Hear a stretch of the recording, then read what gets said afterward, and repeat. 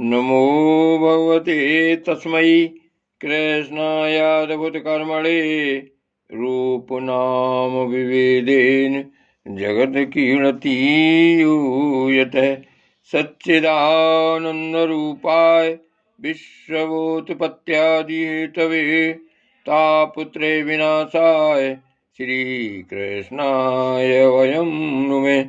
श्रीमद्भागवत महापुराण एकादश स्कंद चतुर्थ अध्याय। भगवान के अवतारों का वर्णन।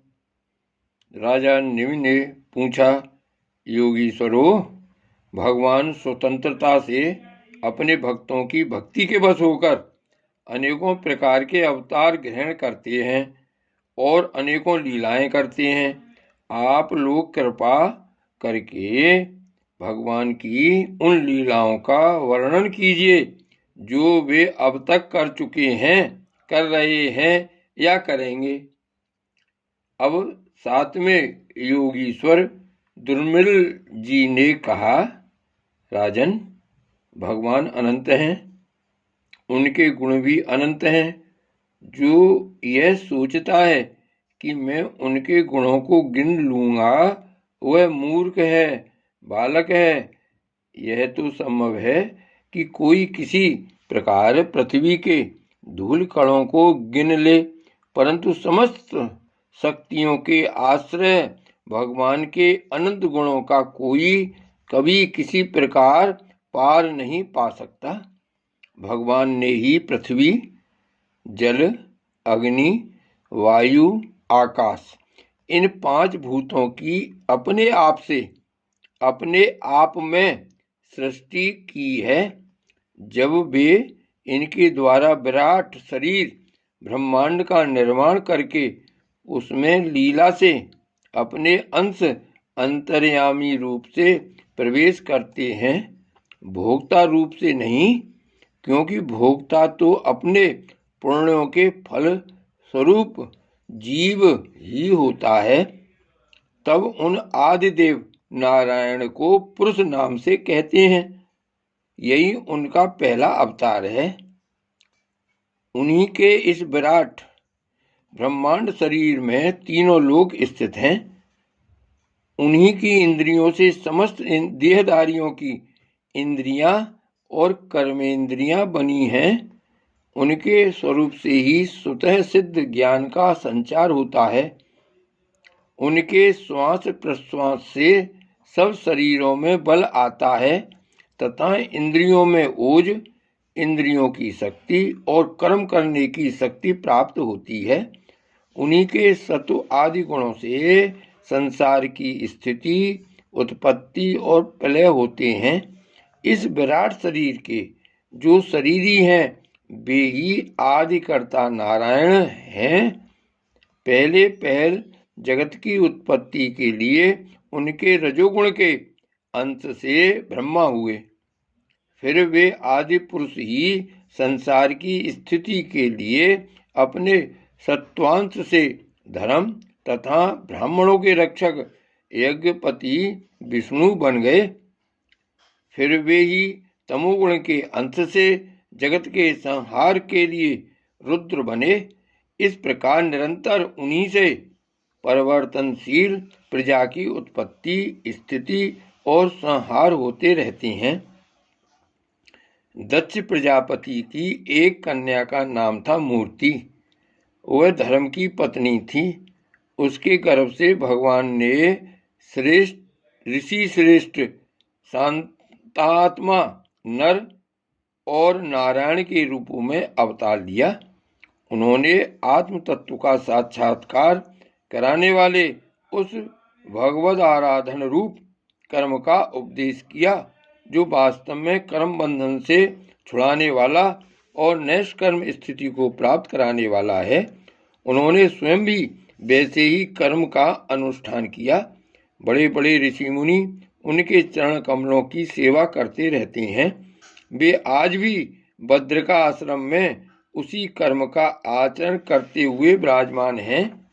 वे अपनी घोर तपस्या के द्वारा मेरा धाम छीनना चाहते हैं। इंद्र ने ऐसी आशंका करके स्त्री बसंत आदि दल बल के साथ कामदेव को उनकी तपस्या में विघ्न डालने के लिए भेजा।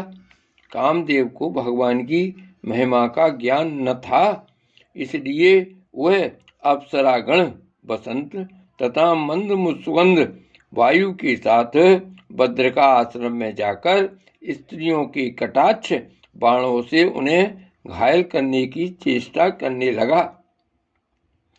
आदिदेव नर नारायण ने यह जानकर कि यह इंद्र का कुचक्र है, वैसे कांपते हुए काम आदिकों से हंसकर कहा।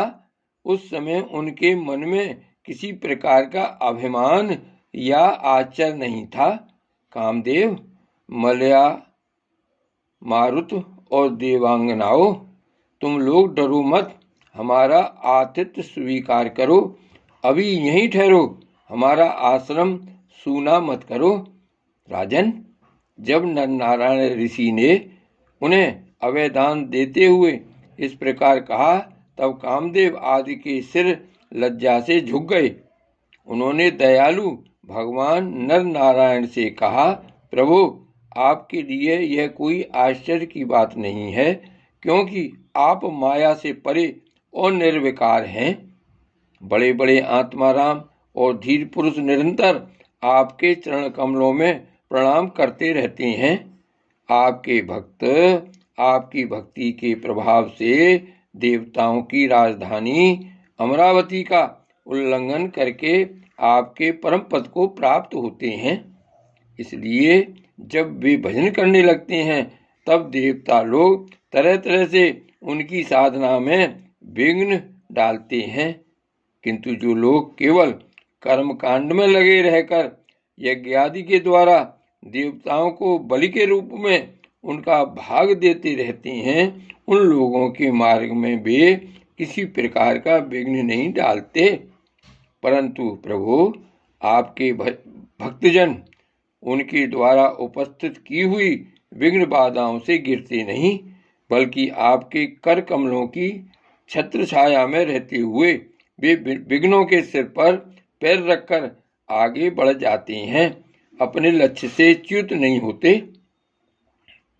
बहुत से लोग तो ऐसे होते हैं जो भूख प्यास, गर्मी सर्दी एवं आंधी पानी के कष्टों को तथा रसनेन्द्रिय और जननेन्द्रिय के वेगों को जो अपार समुद्रों के समान हैं सह लेते हैं, पार कर जाते हैं, परंतु फिर भी वे उस क्रोध के बस में हो जाते हैं जो गाय के खुर से बने गड्ढे के समान है और जिससे कोई लाभ नहीं है, आत्मनाशक है।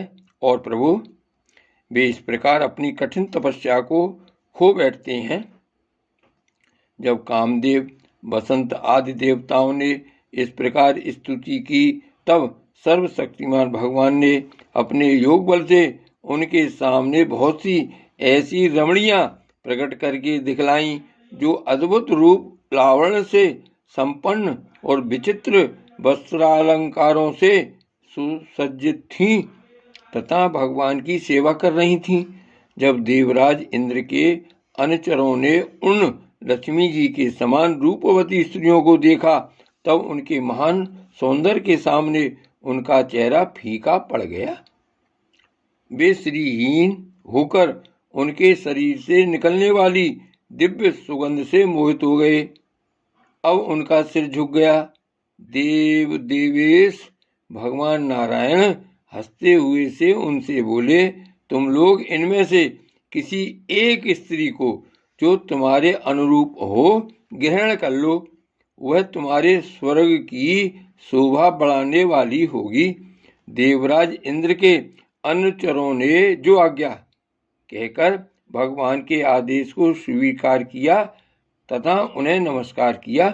फिर उनके द्वारा बनाई हुई स्त्रियों में से श्रेष्ठ अप्सरा उर्वशी को आगे करके वे स्वर्गलोक में गए। वहां पहुंचकर उन्होंने इंद्र को नमस्कार किया तथा भरी सभा में देवताओं के सामने भगवान नर नारायण के बल और प्रभाव का वर्णन किया। उसे सुनकर देवराज इंद्र अत्यंत भयभीत और चकित हो गए। भगवान विष्णु ने अपने स्वरूप में एक रस स्थित रहते हुए भी संपूर्ण जगत के कल्याण के लिए बहुत से कला अवतार ग्रहण किए हैं। विदेहराज, हंस, दत्तात्रेय, सनक सनंदन, सनातन, सनत कुमार और हमारे पिता ऋषभ के रूप में अवतीर्ण होकर उन्होंने आत्म साक्षात्कार के साधनों का उपदेश किया है। उन्होंने ही है ग्रीव अवतार लेकर मधुकैटभ नामक असुरों का संहार करके उन लोगों के द्वारा चुराए हुए वेदों का उद्धार किया है।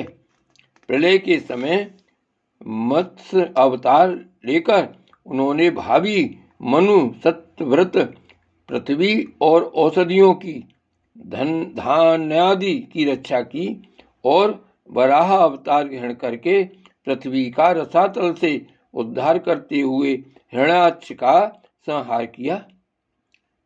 कूर्मा अवतार ग्रहण करके उन्हीं भगवान ने अमृत मंथन का कार्य संपन्न करने के लिए अपनी पीठ पर मदराचल धारण किया और उन्हीं भगवान विष्णु ने अपने शरणागत एवं आर्त भक्त गजेंद्र को ग्राह से छुड़ाया।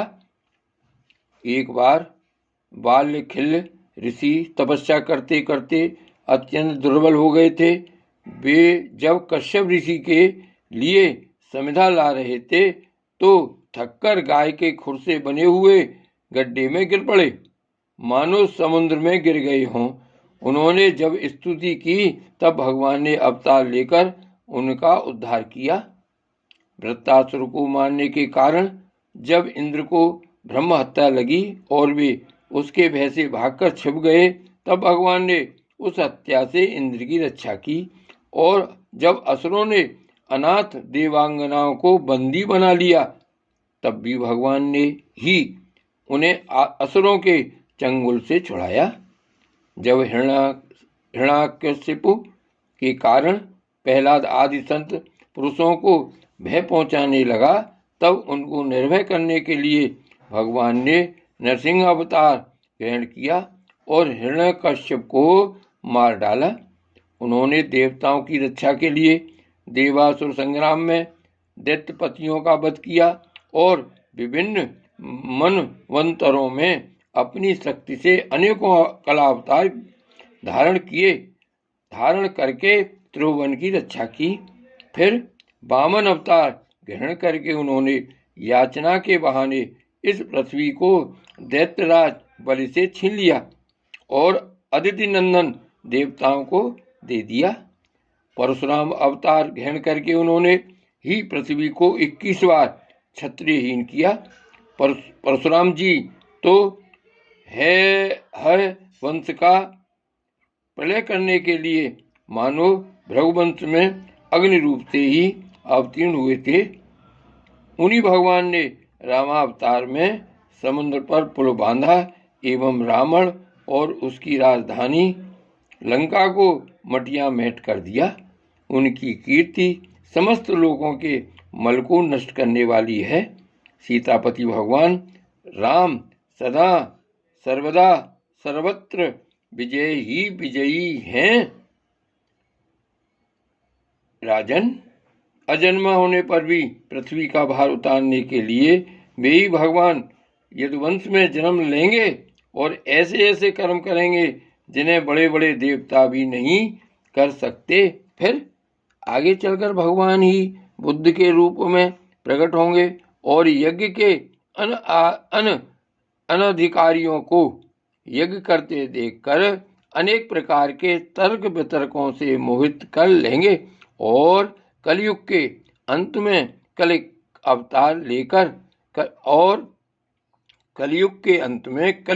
अवतार लेकर वे ही शूद्र राजाओं का वध करेंगे। महाबाहु विदेहराज, भगवान की कीर्ति अनंत है। महात्माओं ने जगतपति भगवान के ऐसे ऐसे अनेकों जन्म और कर्मों का प्रचुरता से गान भी किया है। जय श्री कृष्ण।